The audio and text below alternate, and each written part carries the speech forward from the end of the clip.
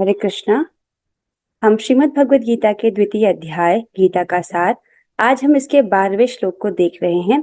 टीका थोड़ी लंबी है, सो आज 12वें श्लोक पर पहला दिन है। बहुत सुंदर श्लोक है। इसे मेरे पीछे बोलिएगा। न त्वेवाहं जातु नासं न त्वेवाहं जातु नासं न त्वं नेमे जनाधिपाः न तव नेमे जनाधिपाः न त्वं नेमे जनाधिपाः न त्वं नेमे जनाधिपाः न चैव न भविष्यामः न चैव न भविष्यामः सर्वे वयमतः परम्। सर्वे वयमतः परम्। बहुत सुंदर आवाज जी, वेरी नाइस। अभी गरिमा जी आप बोलिए। न त्वेवाहं जातु नासं न त्वेवाहं जातु नासं न त्वं नेमे जनाधिपाः न त्वं नेमे जनाधिपाः न चैव न भविष्यामः न चैव न भविष्यामः सर्वे वयमतः परम्। सर्वे वयमतः परम्। बहुत सुंदर गरिमा जी। इस श्लोक में भगवान कह रहे हैं, पहले भावार्थ पढ़ते हैं। भगवान कह रहे हैं, ऐसा कभी नहीं हुआ था कि मैं न रहा हूं या तुम न रहे हो अथवा ये समस्त राजा न रहे हो, और न ऐसा है कि भविष्य में हम लोग नहीं रहेंगे। नहीं।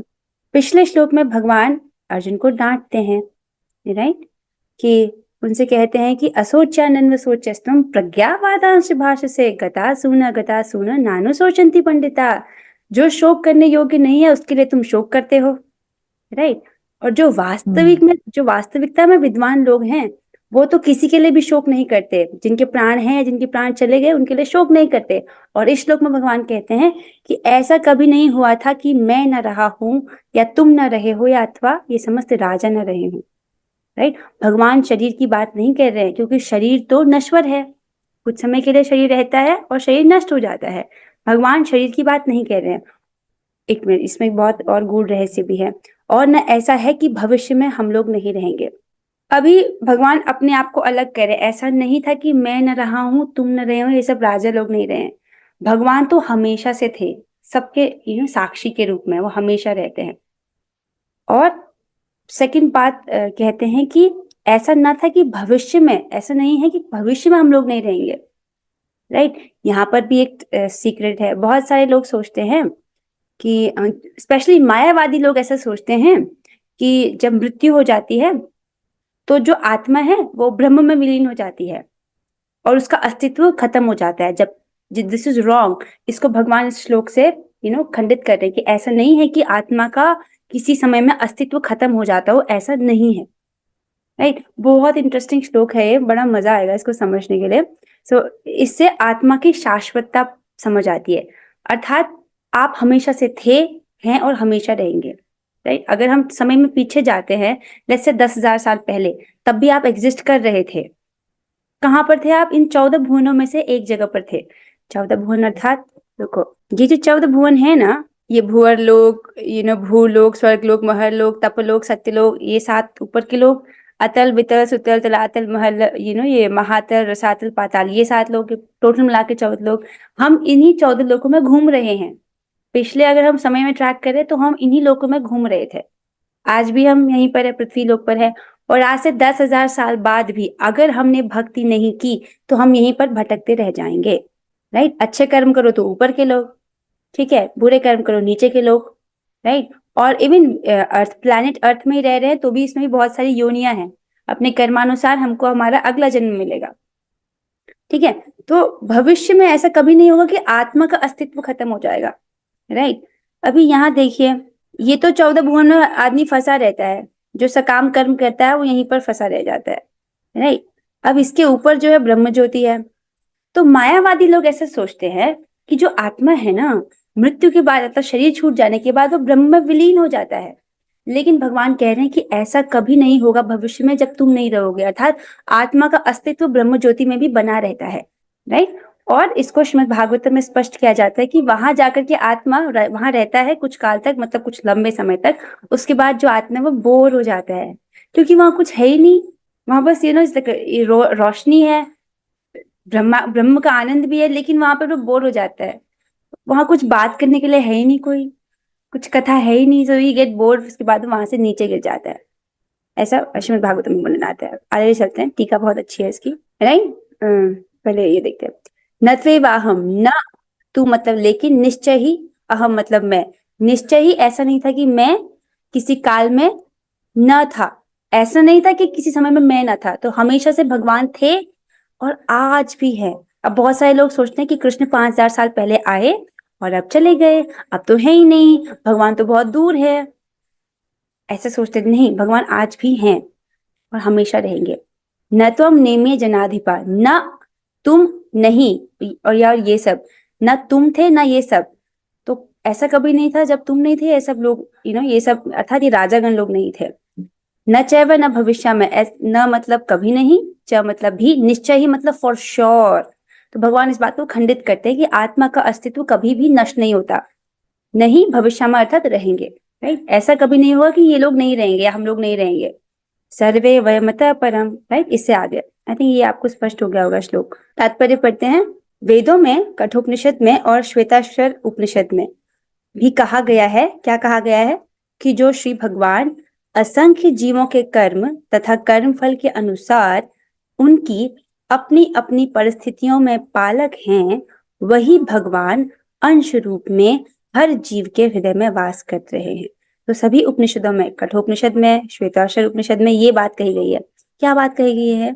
कि जो असंख्य जीव है, राइट, कितने जीव हैं? असंख्य, अनलिमिटेड जो जीव हैं, उनके कर्म के अनुसार, उनके कर्म और कर्म फल के अनुसार अपनी अपनी स्थिति में भगवान उनका पालन करते हैं, और वही भगवान सभी के हृदय में अंश रूप में विद्यमान है, राइट। इसका सेकंड पार्ट पहले समझते हैं कि भगवान हर जीव के हृदय में वास करते हैं, राइट, अपने अंश के रूप में। कौन सा अंश?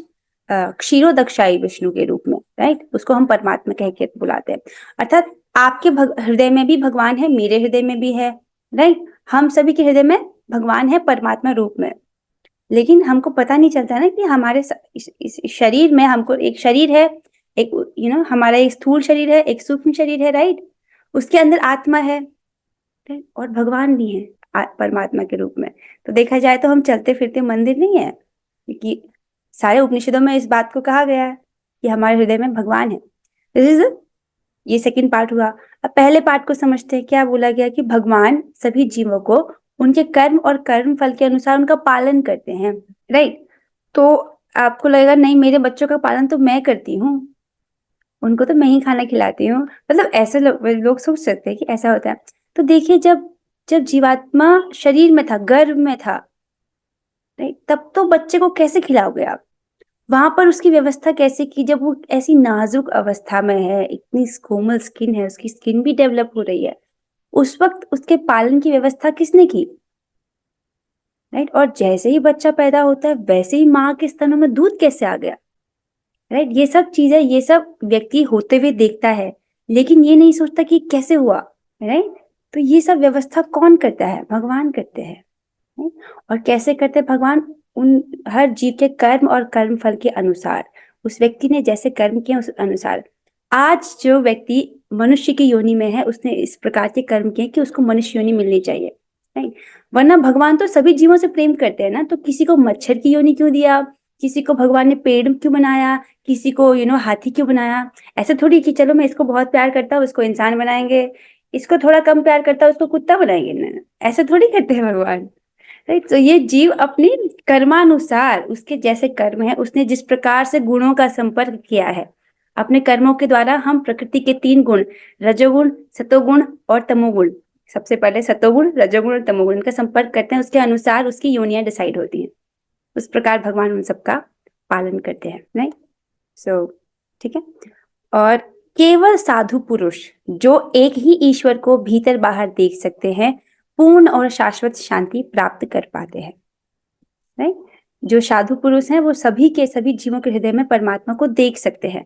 अब क्योंकि वो जीवों के हृदय में परमात्मा को देख रहे हैं, तो वो राग और द्वेष से रहित हैं, राइट। जब हम अपने दुश्मन को देखते हैं ना तो हमको याद आता है कि इसने मुझे ऐसा बोला था, इसने मेरे साथ वैसा किया था, तो हम राग और द्वेष से प्रभावित हो जाते हैं। राइट, उसके बारे में अच्छा बुरा फील करते हैं, या कोई हमारी तारीफ करे तो हम उसको अच्छा मानते हैं। राइट, लेकिन जो ये साधु पुरुष है वो हर जीव के अंदर भगवान को देखते हैं, परमात्मा को देखते हैं, तो वो राग और द्वेष से प्रभावित नहीं होते। और क्योंकि वो सभी को परमात्मा देख रहे हैं ना, सभी के हृदय में परमात्मा देख रहे हैं, तो वो शांति, परम शाश्वत शांति को प्राप्त करते हैं। भगवान तो सबसे प्रेम करते हैं और भगवान तो सबके प्रिय है, इसीलिए सब वो क्या करते हैं, शाश्वत शांति को प्राप्त करते हैं। तो ये कठोपनिषद में बात आती है, नित्यो नित्यानाम चेतनस्त चेतनाम एको बहुनाम यो विशधाति कामान तमात्मस्थम येनुप्यन्ति धीरास्तेषाम शांति शाश्वती नरतेषाम। यही बात यहाँ पर बोली गई है, इस श्लोक का अनुवाद ये है। भगवान सभी जीवों के कर्म और तथा कर्म फल के अनुसार अपनी अपनी परिस्थितियों में पालक है, और वही भगवान हर अंश रूप में हर जीव के हृदय में वास करते हैं। ठीक है, स्पष्ट है ये बात? कुछ तो पूछना नहीं है? ठीक है। जो वैदिक ज्ञान अर्जुन को प्रदान किया गया वही विश्व के उन पुरुषों को प्रदान किया जाता है जो विद्वान होने का दावा तो करते हैं किंतु जिनकी ज्ञान राशि न्यून है। प्रभुपाद जी कितने फनी वे में कह रहे हैं, क्या बात कही है। बोल रहे हैं कि जो बात अर्जुन को समझाई जा रही है वही बात इस जगत के उन पुरुषों को भी बोला जाता है जो अपने आप को विद्वान मानते हैं, विद्वान होने का दावा करते हैं, लेकिन उनका ज्ञान कितना है, 0 है। राइट, अब बताएंगे क्यों? क्योंकि वो लोग जैसा बोला है उसको वैसा नहीं समझते हैं। जो ज्ञान ठीक ठीक दिया जा रहा है उसको वैसे नहीं समझेंगे। देखो, भगवान कहते कि मेरी शरण में आ जाओ, सभी धर्मों का त्याग करके मेरी शरण में आ जाओ। अब ये जो तथा कथित मूर्ख संसारी विद्वान लोग ये सोचते हैं कि नहीं नहीं नहीं नहीं नहीं, कृष्ण की शरण में मत जाओ, कृष्ण तो हमारी तरह इंसान है, उसके अंदर जो कुछ अव्यक्त है ना उसकी शरण में जाओ। ये कहाँ लिखा है? राइट, तो जैसा लिखा है वैसा नहीं समझ पाते, इसलिए उनको बोला है। अभी क्या बोल रहे हैं भगवान ने, इसको स्पष्ट किया है। देखो, भगवान ये स्पष्ट करते हैं कि स्वयं अर्थात भगवान, अर्जुन तथा युद्ध भूमि में एकत्र सारे शाश्वत प्राणी, सारे राजा क्या है, शाश्वत प्राणी है। हम सब इटर्नल हैं, नश्वर नहीं है, और इन जीवों की बद्ध तथा मुक्त अवस्थाओं में भगवान ही एकमात्र उनके पालक हैं। तो जब ये जीव बद्ध अवस्था में रहते हैं या मुक्त अवस्था में रहते हैं, दोनों ही अवस्था में भगवान ही उनके पालक है। तो जब तक वो शरीर में रहते हैं या जब वो शरीर से बाहर हैं, मुक्त अवस्था होता है कि जब व्यक्ति बद्ध जीव और मुक्त जीव, 2 प्रकार के जीवात्मा होते हैं, नित्य बद्ध और नित्य मुक्त। तो हम अभी नित्य बद्ध वाली कैटेगरी में है, क्योंकि हम हमेशा से यहीं पर पड़े हुए हैं। राइट, तो हमारे एकमात्र पालक कौन है? भगवान है। शुरुआत में ये बात थोड़ी मुश्किल लगेगी, भगवान कैसे पालन करते हैं हमारा? राइट, पर देखिए इसका श्रीमद् भागवतम से स्पष्ट करता है कि भगवान सभी को बुद्धि प्रदान करते हैं। राइट, उनकी बुद्धि के द्वारा वो उनका पालन करते हैं। फॉर एग्जाम्पल देखो, एक क्लास में बहुत सारे बच्चे आते हैं, जैसे स्कूल में देखते हैं एक क्लास में बहुत सारे बच्चे आते हैं, लेकिन उन सभी बच्चों को बुद्धि तो भगवान ने अलग अलग दी है ना, है कि नहीं? या हम बाजार में भी जाते हैं तो सभी लोग काम कर रहे हैं, लेकिन सभी लोगों को भगवान ने अलग अलग बुद्धि प्रदान की है कि तुम्हारा पालन इस काम को करके होगा, तुम ऐसे करके अपना पालन कर सकते, तुम ये चीज करो, तुम्हारा ये सही है। राइट, और बुद्धि कैसे मिलती है? हमारे कर्मानुसार, उसने जैसे कर्म किए हैं उसको उसी प्रकार का की बुद्धि, उसी प्रकार का रूप, उसी प्रकार के लोग, परिवार, ये सब भगवान सेट करते हैं। राइट, तभी कहा था कि हमारे कर्म फल और कर्म के अनुसार भगवान हर स्थिति में, हर परिस्थिति में जीवों का पालन करते हैं। ठीक है, भगवान परम पुरुष हैं तथा भगवान यहाँ पर कोई भी प्रश्न होना तो आप पूछ सकते हो। भगवान परम पुरुष हैं तथा भगवान का चिर संगी अर्जुन एवं वहां पर एकत्र सारे राजागण शाश्वत पुरुष हैं। राइट, और अर्थात हम भी, सभी को लिया जा रहा है कि सारे जो जीव भगवान और सारे जो जीव हैं वो क्या हैं, हम सभी शाश्वत हैं। राइट, ऐसा नहीं है कि भूतकाल में प्राणियों के रूप में अलग अलग उपस्थित नहीं थे, और ऐसा भी नहीं है कि वे शाश्वत पुरुष बने नहीं रहेंगे। ओ वाह, क्या बात बोली है। देखो, ऐसा नहीं था कि पास्ट में कोई ये सब एक पुंज था, उसमें से कट करके सब लोग आए हैं, समझ रहे हो? ऐसा नहीं था कि पहले सारी आत्माएं एक थी, उसके बाद ऐसे भगवान में से निकल निकल के कट कट करके सब लोग आए हैं। This is a wrong philosophy, इसको स्पष्ट करें। ऐसा नहीं था कि भूतकाल में प्राणियों के के रूप में अलग अलग उपस्थित नहीं थे। हर व्यक्ति इंडिविजुअल है। जैसे मैंने कहा डिम्पल जी, तो आपकी लाइकिंग्स, प्रेफरेंसेस, चॉइसेस अलग अलग अलग है ना गरिमा जी से, राइट? तो आप अपने आप एक इंडिविजुअल पर्सन हो। ऐसा कभी नहीं था कि आत्मा एक साथ ऐसे जुड़ी हुई थी भूतकाल में भी। It was never never there, right? और उनका अस्तित्व भूतकाल में था और भविष्य में भी निर्बोध रूप से बने रहेगा। और भविष्य में भी आप इसी प्रकार इंडिविजुअल पर्सन के रूप में बने रहोगे। ऐसा कभी नहीं है कि आप मिल जाओगे ब्रह्म में या भगवान से एक हो जाओगे, ना ना ना, राइट? हमेशा हमारी इंडिविजुअलिटी बनी रहती है। ये एक इम्पॉर्टेंट कॉन्सेप्ट है। इसको बहुत सारे लोग गलत समझते हैं, इसलिए इनको ऐसे अलग, इसको बहुत स्पष्ट तरीके से बताया जा रहा है। अतः किसी के लिए शोक करने की कोई बात नहीं है, ठीक है? ये मायावादी सिद्धांत की मुक्ति के बाद आत्मा माया के आवरण से पृथक होकर निराकार ब्रह्म में लीन हो जाएगा और अपना अस्तित्व खो देगा। यहाँ परम अधिकारी भगवान कृष्ण द्वारा पुष्ट नहीं हो पाता। स्पष्ट है? मायावादी लोग क्या सोचते हैं कि इसको मैं पहले भी बता चुकी हूँ, राइट? वो सोचते हैं कि एक ब्रह्म है, राइट? पहले वो सोचते हैं कि ब्रह्म से कट कट करके सभी जो आत्माएं हैं वो आए हैं, और मृत्यु के बाद अर्थात जब ये शरीर छूट जाएगा तो आत्माएं क्या करेंगी, वापस से ब्रह्म में मिल जाएंगी, which is a very wrong concept, जिसको भगवान इस श्लोक से खंडन कर रहे हैं कि ऐसा नहीं है, राइट? ऐसा कभी नहीं था जब तुम नहीं थे, अर्थात तुम हमेशा से एक इंडिविजुअल पर्सन थे। ऐसा नहीं कि तुम पहले किसी ब्रह्म में एक थे फिर अलग होके आए हो ना। और भविष्य में भी तुम्हारी सत्ता हमेशा ही रहेगी। ओके, ये कुछ चीजें जो क्लियरली समझना जरूरी है। और यहाँ पर इस श्लोक से भगवान उन मायावादियों की उन बातों का खंडन कर रहे हैं। न ही इस सिद्धांत का समर्थन हो पाता है कि बद्ध अवस्था में ही हम अस्तित्व का चिंतन कर पाते हैं। बद्ध अवस्था में हम अस्तित्व का चिंतन करते हैं। यहाँ पर कृष्ण स्पष्टतः कहते हैं कि भगवान तथा अन्यों का अस्तित्व भविष्य में भी अक्षुण्ण रहेगा, जिसकी पुष्टि उपनिषदों द्वारा भी होती है। हाँ, मतलब ऐसा नहीं है कि आपका अस्तित्व केवल अभी है, राइट? पहले भी था और मृत्यु के बाद भी होगा। कितना ये श्लोक अगर कोई समझ जाए ना, उसको समझ आएगा कि मेरी मृत्यु के बाद भी मैं जिंदा रहूंगा कहीं पर। तभी तो व्यक्ति अपने कर्म बहुत सहजता से कर बहुत कॉन्शियस होकर करेगा, क्योंकि जो भी कर्म करेगा उसको आगे चलकर उनका भुगतान करना है। भगवान इसको स्पष्ट करे कि तुम्हारा अस्तित्व आज भी है और आगे भी रहेगा। कई सारे लोग पाप इसलिए करते हैं कि चलो किसने देखा है, नहीं, वो सारे कर्म स्टोर होते हैं और उन सबका भुगतान करना पड़ता है, क्योंकि हमारा अस्तित्व हमेशा रहता है। कृष्ण का यह कथन प्रमाणिक है, क्योंकि कृष्ण मायावश नहीं है। यदि अस्तित्व तथ्य न होता तो फिर कृष्ण इतना बल क्यों देते, और वह भी भविष्य के लिए। देखो, ये बात अगर इंपॉर्टेंट नहीं होती कि आत्मा का अस्तित्व इंडिविजुअली एग्जिस्ट करता है, तो भगवान उसको क्यों स्ट्रेस करते, राइट? भगवान बता रहे हैं क्योंकि दिस इज इंपॉर्टेंट, राइट? और भगवान स्वयं माया के वश में नहीं है। देखो, माया वालों का एक और कॉन्सेप्ट होता है, वो सोचते कि एक ब्रह्म है, ज्योतिर्पुंज, उससे सब कुछ आया है। तो जब ब्रह्म जो है वो सतोगुण से प्रभावित होता है ना, तो वो कृष्ण के रूप में, राम के रूप में, विष्णु के रूप में ऐसे आते हैं। इस प्रकार के बेवकूफी भरी बातें करते हैं मायावादी लोग कि देखो सब कुछ मानो, क्योंकि सब तो आखिर है तो सब कुछ एक ब्रह्म। और वो ऐसे कहते कि अरे तुम लोग ये जो कृष्ण को भजन, तुम लोग जो भगवान करते हो ना साकार स्वरूप की, तुम लोग अभी बच्चे हो, अभी शुरुआत में, ठीक है, और हम तो एक निराकार की पूजा करते हैं और ये बड़ा है तुमसे, ऐसे जिताने की कोशिश करते हैं। जबकि सारे शास्त्र उनको मूर्ख घोषित करते हैं कि भगवान भी इसको यहाँ पर बोल रहे हैं। तो ऐसा नहीं था, राइट? भगवान इसको स्पष्ट कर रहे हैं। मायावादी ये तर्क कर सकते हैं, क्या तर्क कर सकते हैं, कि कृष्ण द्वारा कथित अस्तित्व आध्यात्मिक न होकर भौतिक है, राइट? यदि हम इस तर्क को कि अस्तित्व भौतिक होता है स्वीकार कर भी लें, तो फिर कोई कृष्ण के अस्तित्व को किस प्रकार पहचानेगा? तो भगवान जो बात कर रहे हैं, देखो मायावादी लोग ना जो जैसा बोला होता है उसको वैसा नहीं समझते, पता नहीं क्या दिक्कत है। आपको तो स्पष्ट स्पष्ट समझ आ रहा है ना, राइट? सीधी सीधी तो बात है। पर ये सारे डाउट्स क्यों काटे जा रहे हैं, ताकि अगर श्रोताओं के मन में कुछ ऐसे डाउट्स हैं तो वो कट कट जाए और सिद्धांत ठीक ठीक समझ आए, राइट? तो भगवान ये बात ऑब्वियसली शरीर के बारे में नहीं कह रहे हैं, शरीर तो नश्वर है ही। भगवान ये आध्यात्मिक अस्तित्व के बारे में बात कर रहे हैं, आत्मा के अस्तित्व के बारे में बात कर रहे हैं। शरीर तो नष्ट हो ही जाता है, राइट? और मृत्यु के बाद भी आत्मा का अस्तित्व रहता है।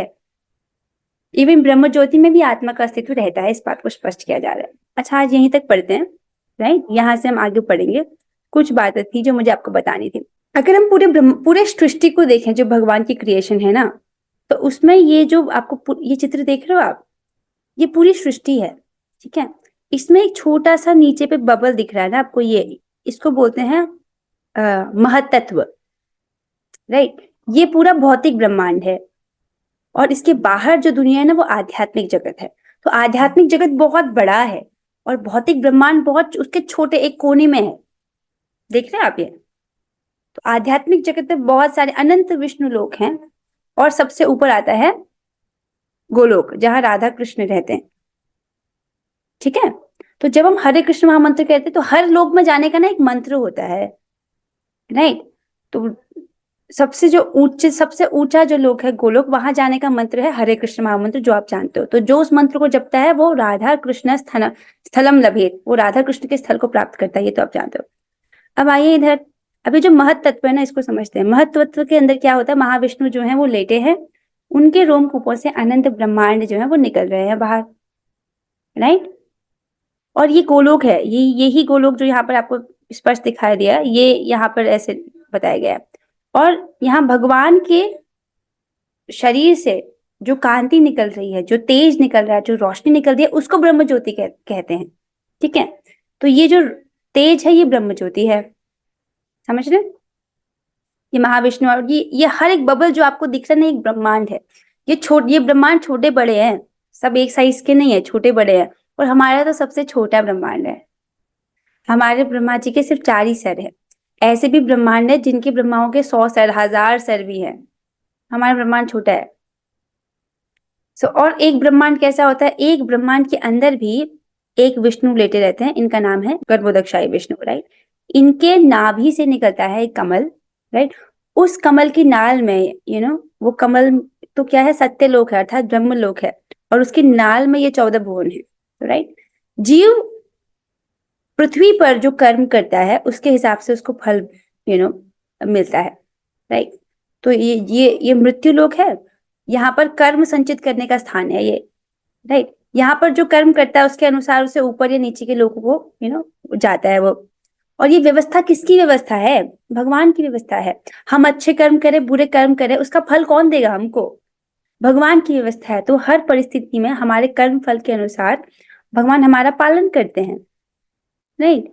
और एक लास्ट चित्र है, राइट। तो ये हमारा जो ब्रह्मांड है, उससे ऊपर ब्रह्म ज्योति है।